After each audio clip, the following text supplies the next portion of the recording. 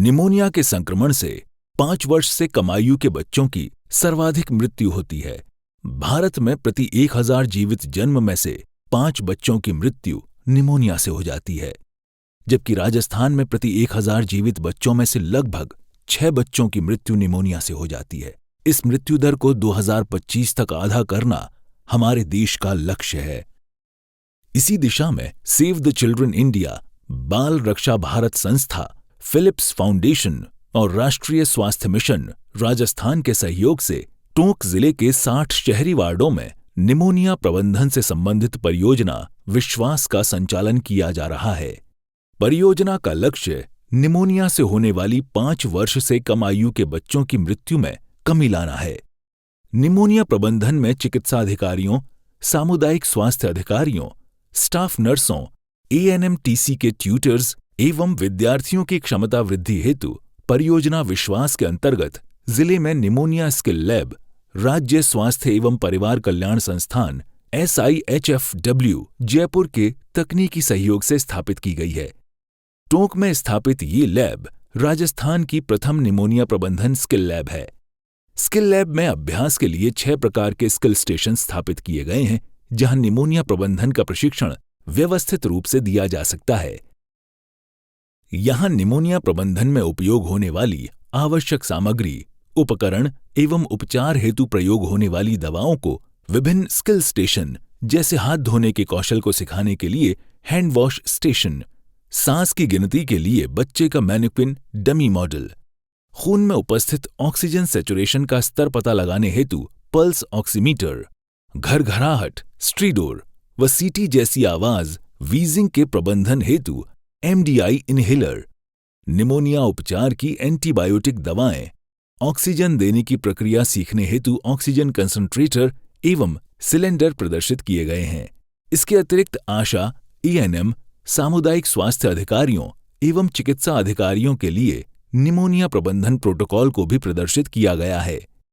5 साल से छोटे बच्चों में निमोनिया से होने वाली मृत्यु को कम करना राज्य सरकार की प्राथमिकता है। टोंक जिले में जो स्किल लैब स्थापित की गई है सेव द चिल्ड्रन द्वारा, जो हमारा वहाँ स्टाफ है, डॉक्टर्स हैं, स्टाफ नर्स है और नर्सिंग स्टाफ है, उनका हैंड्स ऑन ट्रेनिंग की गई है ताकि उनको प्रैक्टिकली जो बताया गया है वो अच्छे से फील्ड में जाके उसकी सेवाएं दे सकें बच्चों को। सांस अभियान के तहत निमोनिया के नियंत्रण के लिए स्थापित इस लैब की सहायता से जिले के समस्त चिकित्सा अधिकारी एवं पैरामेडिकल स्टाफ, जिनमें GNM, ANM, लैब टेक्नीशियन और आशा सहयोगी शामिल हैं, उनके कौशल आधारित प्रशिक्षण में काफ़ी मदद मिली है। अनेक इक्विपमेंट जिनमें कि pulse oximeter, nebuliser, oxygen concentrator और ऑक्सीजन सिलेंडर को किस तरह से यूज में लिया जाता है, इसका भी प्रशिक्षण दिया गया। निमोनिया के अर्ली डायग्नोसिस ANM स्तर पर अब हो रहा है। आइए अब हम निमोनिया प्रबंधन में होने वाले विभिन्न स्किल स्टेशन के प्रयोग के बारे में समझें। हाथ धुलाई स्किल स्टेशन। आवश्यक सामग्री: वॉश बेसिन, साफ पानी, सर्जिकल दस्ताने, साबुन, टिंचर आयोडीन एवं आंखों पर पट्टी बांधने हेतु कपड़ा। उद्देश्य: सही प्रकार से हाथ धोकर स्वयं को और अन्य व्यक्तियों या मरीजों को संक्रमित होने से बचाना। आइए सबसे पहले ये जान लें कि हाथ धोना कब आवश्यक है। भोजन तैयार करने एवं खाने से पहले और बाद में, शौचालय उपयोग करने के बाद, डायपर बदलने या बच्चों का मल एवं मूत्र साफ करने के बाद, कचरा छूने के बाद, बीमार व्यक्ति की देखभाल करने से पहले और बाद में, घाव का इलाज करने से पहले और बाद में। स्वास्थ्य कार्यकर्ता, आशा एवं ANM एवं चिकित्सक किसी भी रोगी को जांचने के पहले एवं बाद में साबुन व पानी से हाथ अवश्य धोएं। हाथ धुलाई स्किल स्टेशन पर सबसे पहले प्रतिभागी की आंखों पर पट्टी बांधी जाती है और उन्हें सर्जिकल दस्ताने पहनाए जाते हैं। प्रशिक्षण के दौरान यह माना जाता है कि प्रतिभागी के हाथ संक्रमित हैं। अब बतौर साबुन प्रतिभागी के हाथों पर टिंचर आयोडीन डालकर उसे हाथ साफ करने के लिए कहा जाता है। प्रतिभागी द्वारा हाथ साफ करने की प्रक्रिया पूरी करने के बाद उसकी आंखों से पट्टी को हटाया जाता है और उसे दिखाया जाता है कि जहां जहां टिंचर आयोडीन नहीं पहुंचा है वहां पर अभी भी संक्रमण की संभावना है। प्रतिभागी को पुनः साफ सर्जिकल दस्ताने पहनाए जाते हैं और बतौर साबुन टिंचर आयोडीन काम में लेकर हाथ धोने की सही प्रक्रिया सुमन के बताई जाती है। एस यानी सीधा, दोनों हाथों को आपस में रगड़ें। यू यानी उल्टा, दोनों हाथों की ऊपरी सतह को एक दूसरे के हाथों से रगड़ें। एम यानी मुट्ठी, एक हाथ से दूसरे हाथ की मुट्ठी को और दूसरे हाथ से पहले हाथ की मुट्ठी को आपस में रगड़ें। ए यानी अंगूठा, एक हाथ से दूसरे हाथ के अंगूठे को रगड़ें और दूसरे हाथ से पहले हाथ के अंगूठे को रगड़ें। एन यानी नाखून, एक हाथ के नाखूनों को दूसरे हाथ की हथेली में और दूसरे हाथ के नाखूनों को पहले हाथ की हथेली में रगड़ें। के यानी कलाई, एक हाथ की कलाई को दूसरे हाथ से रगड़ें।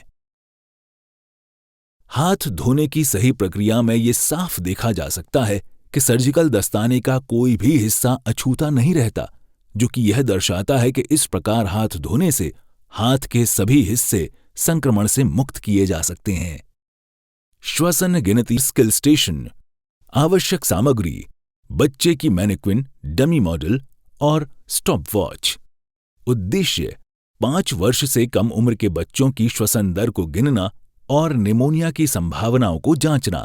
सांस की गिनती के आधार पर हम ये पता कर सकते हैं कि बच्चे को निमोनिया है अथवा नहीं है। जब हम सांस की गिनती कर रहे हैं तब बच्चा बिल्कुल शांत होना चाहिए, स्थिर होना चाहिए, बच्चा रोता हुआ नहीं होना चाहिए, डरा हुआ नहीं होना चाहिए और चिड़चिड़ा नहीं होना चाहिए। अगर ऐसी स्थिति है तो पहले बच्चे को शांत करें, स्थिर करें, उसका रोना बंद करें, तब हमें उसकी सांस की गिनती करनी चाहिए।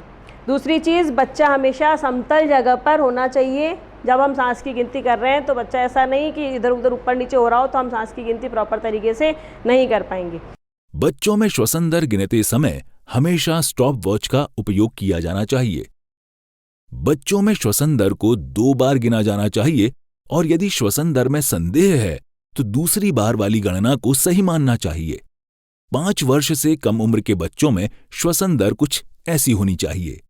बच्चे की उम्र यदि 0 से 59 दिन है और श्वसन दर 60 या 60 से अधिक प्रति मिनट है तो निष्कर्ष ये निकलता है कि गंभीर जीवाणु संक्रमण की संभावना है।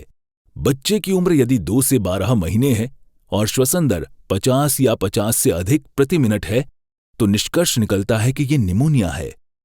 बच्चे की उम्र 12 से 60 महीने है और श्वसन दर 40 प्रति मिनट से अधिक है तो ये निमोनिया है। Pulse oximeter skill station. आवश्यक सामग्री: टेबल टॉप पल्स ऑक्सीमीटर एवं इलेक्ट्रिक स्विच। उद्देश्य: खून में उपस्थित ऑक्सीजन की सैचुरेशन के स्तर का पता करना।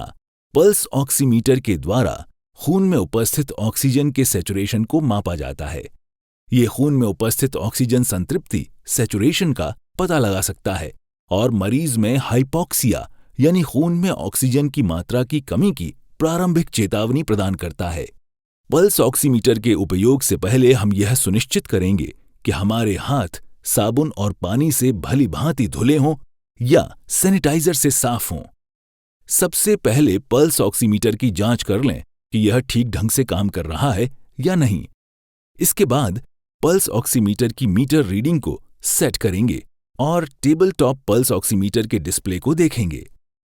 सेंसर कॉर्ड के दूसरे भाग यानी सेंसर को मरीज की उंगली से इस प्रकार से जोड़ते हैं कि सेंसर अंगुली की त्वचा के संपर्क में रहे। एमॉक्सिसिलिन की दवा एवं gentamicin injection skill station. Dose की गणना, तरीका, प्रबंधन एवं अवधि। आवश्यक सामग्री: अमॉक्सिसिलिन की गोलियां 250 मिलीग्राम, सिरप 125 मिलीग्राम और जेंटामाइसिन इंजेक्शन, डिस्पोजेबल सिरिंज, रुई स्वॉब, ड्रॉपर या चम्मच और हब कटर। इस स्टेशन का उद्देश्य है कि बच्चे में निमोनिया के ट्रीटमेंट के लिए अमोक्सिलिन और जेंटामाइसिन की दवा दी जाती है, तो दवा को किस प्रकार बनाया जाए और किस प्रकार बच्चे को दी जाए, और यदि इंजेक्शन लगाना है जेंटामाइसिन का तो वो किस प्रकार बच्चे को लगाया जाए। बच्चे की उम्र और वजन के हिसाब से अमोक्सिलिन दवा की गणना की जाती है, जो कि हम इस प्रकार से कर सकते हैं कि 25 मिलीग्राम पर किलोग्राम बॉडी वेट के हिसाब से तो अमोक्सिलिन देते हैं, चाहे वो सिरप के फॉर्म में हो और चाहे वो गोलियों के फॉर्म में हो। अमोक्सिलिन की पीने की दवा तैयार करने के लिए सर्वप्रथम या तो डिस्टिल वाटर हो, और डिस्टिल वाटर नहीं है तो घर पर पानी को उबाल करके और उसको बिल्कुल ठंडा करके और उस पानी को सिरप की बोतल पर निशान तक भर लेते हैं, और पानी को भरने के बाद इस दवा को अच्छे से हिलाएंगे। यदि बच्चे की उम्र 6 माह से कम है तो गोली को मां के दूध में घोलकर दवा दें। ये गोलियां डिस्पर्सिबल होती हैं, जिनको मां का दूध निकालकर उसमें घोलकर पिलाएं। जेंटामाइसिन का इंजेक्शन भी 5 मिलीग्राम पर किलोग्राम बॉडी वेट के हिसाब से एएनएम रेफर करने से पहले उसको बच्चे को दे सकती है। बच्चे की उम्र और वजन के हिसाब से इंजेक्शन की डोज दी जाती है।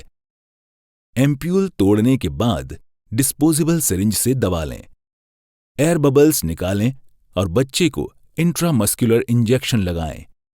इस्तेमाल किए गए सिरिंज को हब कटर में काट देते हैं और जो सिरिंज बचा है उसको लाल बैग में डाल देते हैं।